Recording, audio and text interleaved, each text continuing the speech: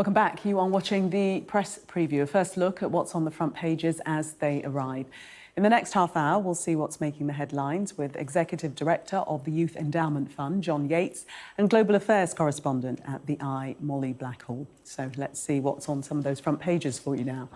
Well, the front page of the Sunday Times says Cabinet Ministers have privately warned that legalising assisted dying will eclipse the government's priorities and heap pressure on the country's public services.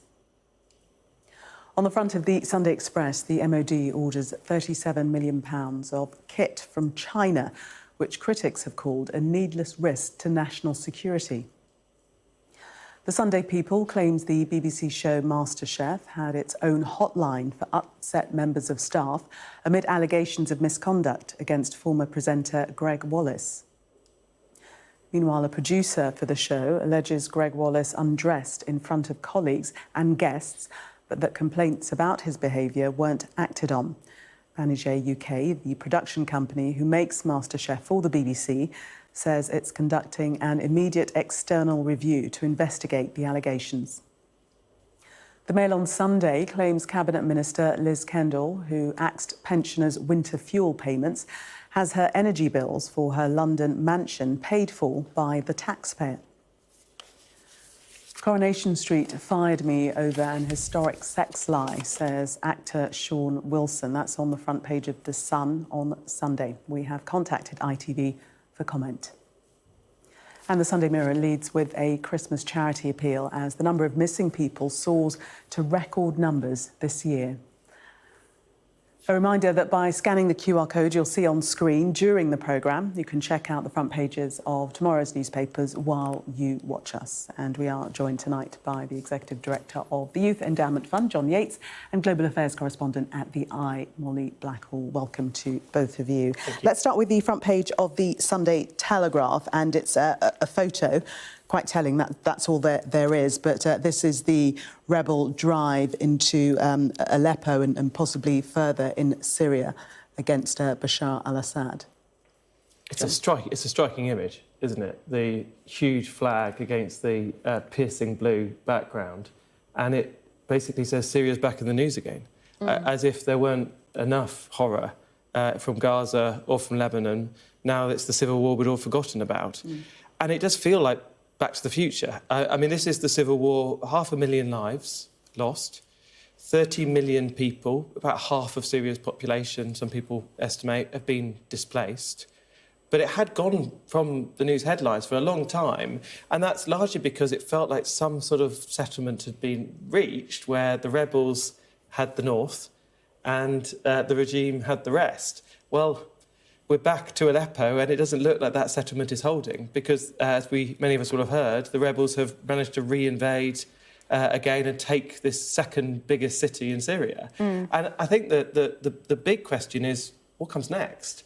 I mean, is this just a small one-off push and actually everyone just resettles back into this new position? Or is this the start of the civil war getting going all over again? It's pretty unsettling for the world at a time when we could do with some things being settled down. Indeed, but the rebels themselves seem to be more surprised than anyone that they've got this far and potentially could go on to Damascus, but it just has taken everyone by surprise. Absolutely. I mean, it's sort of been the frozen, forgotten war, as you said, John. You know, it's been sort of largely in a sort of stalemate, I guess you could say, since about 2020.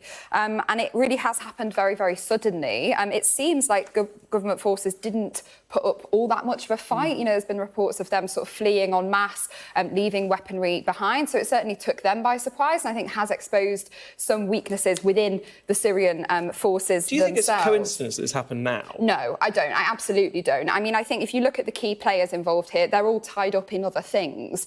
You know, one of the reasons that Assad stayed in power in 2011 when all this broke out with the civil war was because of the support that it had for Russia. And today we seem for the first time since 2016, Russia bombing Syria once again. Russia's obviously focusing its efforts on Ukraine at the moment, and there's plenty of developments going on there. And the other major support was Iran and Hezbollah, who are also fighting on their own front with Israel and have both taken serious hits to their capacity. These things don't happen in a vacuum. And I think, absolutely there will be strategy here, looking at what's going on and looking at whose hands are tied sort of elsewhere to see if they can almost exploit the chaos that we're seeing. It's quite hard to see any of this as really good news. I mean, I don't think anyone in their right mind would have much sympathy for the Assad regime. But the rebels are a really motley crew of some people, I think, really standing up for people to be defended, but some people with some pretty extremist views as well. So I was trying to work out what is the possible silver lining here. I think one person who might be slightly pleased about this is President Zelensky. I mean, you're going to see the Russians a bit distracted at a period where they obviously are taking huge ground in Ukraine. Everything seems connected at the moment, without meaning to sound like a conspiracy theorist. And we're entering those crunch talks in Ukraine as well. I mean, Zelensky was telling Sky News, where he stands on a peace plan at the moment and potentially hinting he might even cede territory to try and win, to try and end this war, one way or another. So, as you say, it will take the heat a little bit, you would think, off Zelensky, but the question really is for how long? Yes, but as you say, all interconnected. Yes, we are our brother's keeper. To the Sunday Express, and this interesting story coming from the Ministry of Defence, that Britain's armed forces are being kitted out and clothed by China. Critics describing this as a security risk, needless risk to national security. John? The papers are weird today in that they're a mix of really serious stories and some, what I would say, slightly silly stories. I think this is a slightly silly story. Is it? So I think it actually is. So look, let's break it down. So look, on the one hand, it sounds terrifying, right? £37 million, big amount of money. We're apparently giving to China, who are potentially a strategic rival, potentially a threat, and they're going to be putting all the clothes on our forces. And heaven knows, there could be trackers on them. There could. I find it a bit hard to get really worked up about this. I mean, there's this brilliant bit from Ian Duncan-Smith, who's professionally worried, I think, about this issue. and he rather brilliantly says, what will we do if we can't get it from China? Where will we get our uniforms? Well, considering this is a £60 billion market for the provision of uniforms, can I suggest Bangladesh or Vietnam or India or any of the other myriad of countries who, at the drop of a hat, this is not very much provision of uniforms. This is a drop in the ocean of a massive... It's a bit like me buying, my kids, let's be honest, buying a couple of things from Shein and then going, but what if Shein's closed? Where will I get my clothes? You just buy them somewhere else. This is not a massive risk to our safety. Molly, do you agree that is there any security risk there? Is there a more serious security story? risk, I think, doesn't massively concern me on this one. I find it very hard to believe that boxes are just going to come in from China and nobody is going to, check them or look over them. And at sort of baseline, I do think China probably have more resources available to them than sort of stitching things into British uniforms. I expect their surveillance capacity is more advanced than that. I would think if they want to know about these things, they could probably find out in other ways. I think the question is more around supply chains, which is not a very sexy part of defence, but actually is very, very important. There's a kind of common thing being talked about in the military at the moment that you are only as strong as the supply lines which can supply you. The industry which is backing you up. If you go to war but you've got nobody to make the shells, you can't go to war, put bluntly. And I think what this does raise a question of, though admittedly, as John says, on quite a small scale, is about having a sort of sovereign supply line here. Are we self-sufficient? Are we able to, if needs be, scale up independently? Because I think, Ian Duncan-Smith might be being slightly hyperbolic here, but he does make a point. If China do invade Taiwan and it's not a relationship that can be kept up, what happens then? We need to make sure, I think, the feeling is in defence circles that we are ready to sort of stand on our own 2 feet. Now, Labour have made some moves towards that. They've made a new National Armaments Director whose sole job it is to look at procurement and supply lines. So I think they do recognise this as an issue. But I think there's a really telling bit in this, which is right at the end, which is that Whitehall sources say they're not going to cancel these contracts. And that's because they offer value for money. And that's fundamentally what underpins all of these kind of decisions. There's been massive cuts to the armed forces over over the past 2 years, some figures saying about 10 billion in real terms since 2010. That comes at a cost, and that is fundamentally going to tie the hands of whoever is making difficult procurement decisions. So regardless of where the kit comes from, it's how much it costs. How much it costs. Which is quite a sensible thing to worry about, isn't it? I mean, because there'll be another headline. Let's say they change this and they build. Ian Douglas-Smith sets up his own factories, and we run home built for British soldiers, British investments, mate, and therefore we found that British people are making some profits out of that, which they probably ought to be allowed to do. We'll then have a headline saying, money taken by fat cats, which could be sent protecting our men on the front line. I mean, I just think this is a bit of... You should get into the headline writing. I know, You're in the wrong industry. It's been John and Molly, we have run out of time. We're going to leave it there for the moment and take a break. Thanks very much for the moment. Thank you. Still to come, should MPs still be assisted with heating bills as some pensioners' winter fuel payments are cut? We'll look at that issue on the front of the Mail on Sunday, and more coming up after the break. Stay with us.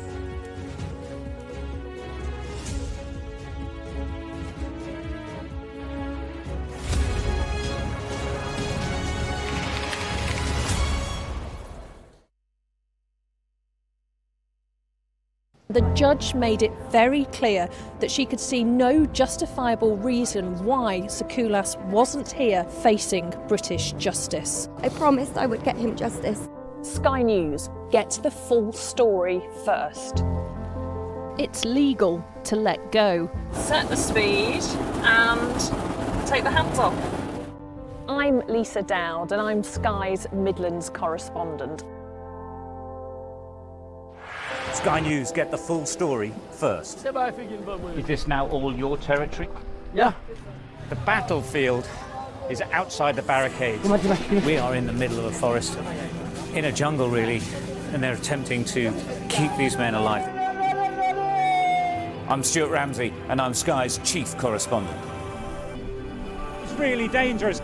Many people have died riding it. There's always more to the news than a headline. We want to discover, to delve a little deeper, to find out what's really going on. Explanation, analysis, the people at the heart of every story. I'm Neil Patterson, and this is the Sky News Daily Podcast. So, by the end, we'll hopefully all understand what's going on in the world just that little better. Available wherever you get your podcasts.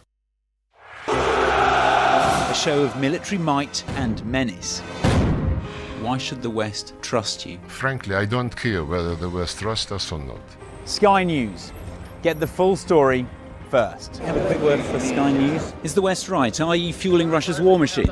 American journalist Evan Gershkovich is on trial here, but was first on display. I'm Ivor Bennett, Sky's Moscow correspondent. Welcome back, my friends, to the show that never ends. We've got a heck of a race. This is when the Premier League properly clicks into gear. With the reigning champions against perhaps their most likely challengers. Liverpool, Manchester City. The summit meeting of English football's top two. Liverpool, Manchester City on USA. Play Sky News. From the Sky News Centre at 7. Now that you're up to date, we can go into a bit more detail. Things can change incredibly quickly. Taken by surprise. Have you ever known a moment like this in British politics before? Yes. Cheers. We'll start with breaking news. Let's get the latest on the ground. So, by the end, we'll hopefully all understand what's going on in the world just that little better.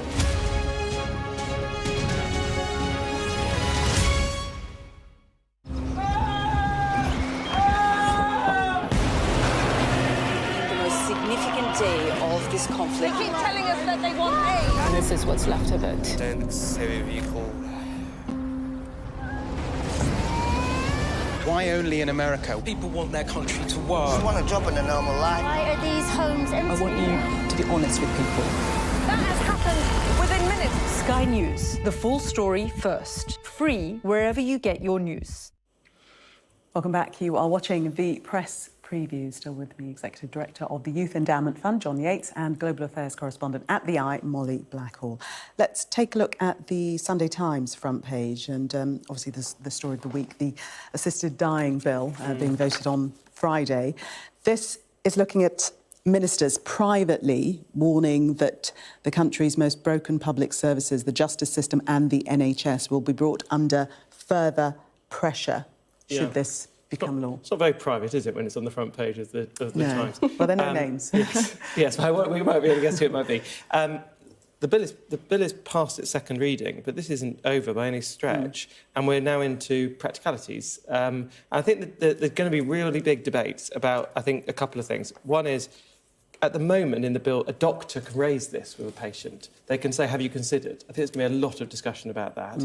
Secondly, you've got to believe that the patient has 6 months or less to live. Sometimes that assessment changes. So how do you know it's definitely right? I think we're going to get into a lot of this, where we've got the two main cabinet ministers responsible for the courts and for the health service voting against and saying there are some real logistical problems. So I think this is going to be pretty tough going for a few months yet. Yeah, I think it was stark to hear Wes Streeting, obviously the Health Secretary, voicing opposition basically on this basis that, you know, some resources are going to have to be moved towards this because there isn't sort of infinite supply. But I thought there was a really interesting point from Labour grandee Harriet Harman, who said actually on an issue like this, which is so sort of morally and ethically charged, you actually should make a decision outside of cost implications, outside of logistics almost. And as government, that might sound a bit like an odd thing to do. But she was saying once you start to look at what's cheaper, you know, you start to make decisions on people's suffering, on people's lives, you know, based on what costs the least or the most. And actually, that's the wrong way to do it. So she was arguing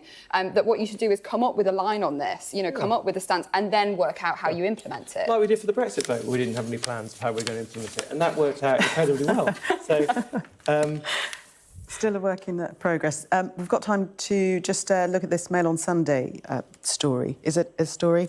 Winterfield Minister's heating bill is paid by you. What are your thoughts, John, on whether this is actually even a story? It's a silly one. I mean, to play it straight, right? Liz Kendall, pantomime baddie. Apparently the government's taking away winter fuel payments, but she still gets her fuel paid for. Even worse, she gets some housing rental paid for. She gets a car to take her into work sometimes. She gets her insurance paid for. Because she's an MP and she has to live in two different places. I mean, what do we want? Do we want the MPs to just be homeless? And although she's got to be in Leicester and London, she should sleep on the street with no heating? I mean, we will end up with appalling people as MPs if we don't look after them a bit. This is a nonsense story. And it's turned up to the max, but it's a ridiculous story. Molly? I think it touches a nerve here, which I think is what John is sort of slightly alluding to. I think people are very sensitive to the idea that there's one rule for some people and one rule for another. And I think we saw that in the extreme around Partygate. And I also think we see that in the extreme around the cost of living. You know, people are directly feeling that pinch. It was only this week we've heard from the Bank of England, half of people with mortgages, their rates might go up. I think people feel sensitive on this. Wait till they hear that the Prime Minister has a house that he lives in the centre of London. It's extraordinary. John and Molly, we must leave it there. We'll see you in the next hour. Thank you very much for taking us through the papers. Coming up next on Sky News at 11, selfies and celebrations amongst Syrian rebels after they overrun one of the country's biggest cities.